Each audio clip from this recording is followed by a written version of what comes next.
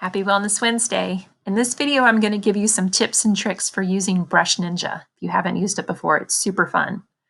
The first thing I'm going to show you how to do is to change the background in your frame. This is your frame right here.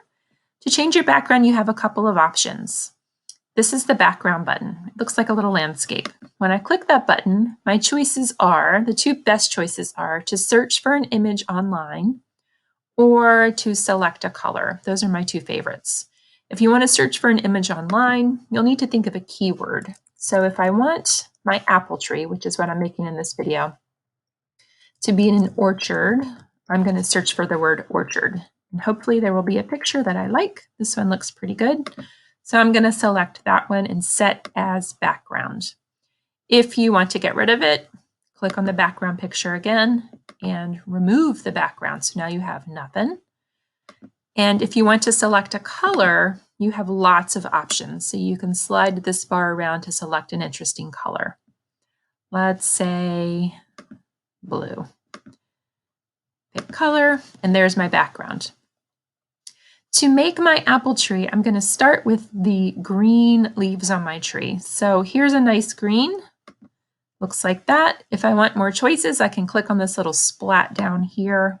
And again, I can slide this around to choose a new color. I like that bright green color. Right now I'm using the paintbrush tool. Brush Ninja automatically wants me to use that, so I've already selected that. And I can make small brush strokes, or I can make it larger. And the larger tip for my paintbrush might be better for filling in a big area a little bit faster. So here are the leaves on my tree. Next, I'm going to change the color to brown for the trunk, and maybe I'll make it a little bit thinner.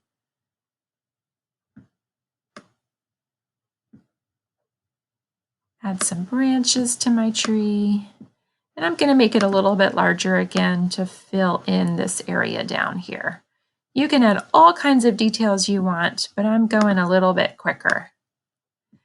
Another awesome tool that you might want to try in Brush Ninja is the Shapes tool, and it's right here next to the paintbrush. I click on the Shapes tool, I can see a couple of different shapes that I can use. The circle would be great for my apples, I think.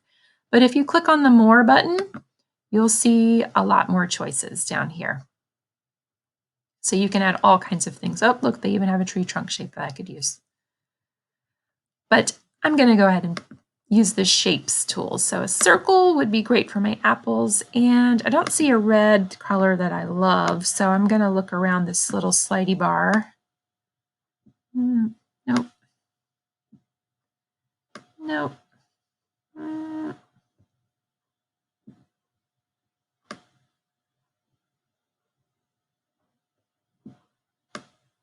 Where'd that red go?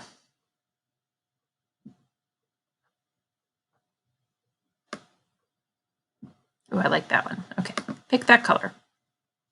Now I'm going to use the circle. I want the inside of the circle to be red and the outside of the circle to be red. So this is where it gets a little tricky. Right now, the line color of my apple is red, but the fill color, this little bucket that fills it in, these gray and white squares mean it's transparent. So right now there's no color on the inside.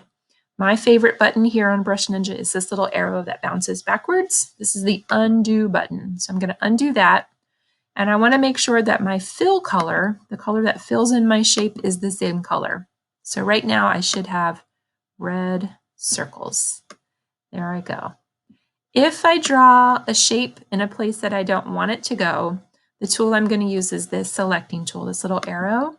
That means I can click on my shape and move it around now. And this is going to be an important tool for our next step. So have fun playing around with these tools. If you need to start completely over, you can click the new button to start all the way over. In the next step, I'll show you how to animate and bring your design to life. Have fun.